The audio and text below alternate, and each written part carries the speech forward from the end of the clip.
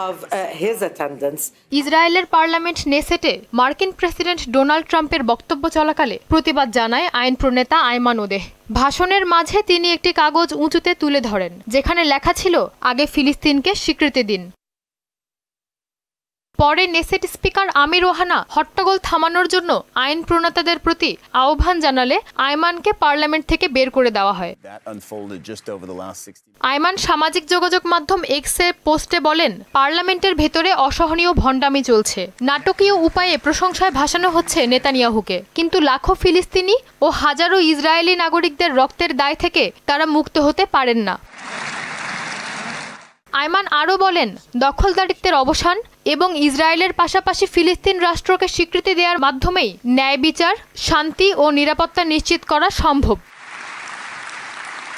এ নিয়ে রাজনৈতিক বিশ্লেষকদের মতামত, আইমানের এই প্রতিবাদ ফিলিস্তিন প্রশ্নে নতুন আলোচনার জন্ম দিতে পারে।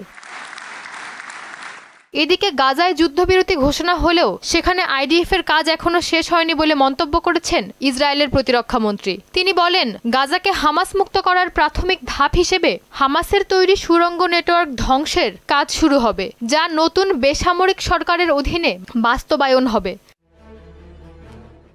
এদিকে পাকিস্তানে ইসরায়েল বিরোধী বিক্ষোভে দেশটির পুলিশের সঙ্গে কট্টরপন্থী একটি গোষ্ঠীর সদস্যদের মাঝে ব্যাপক সংঘর্ষ হয়েছে।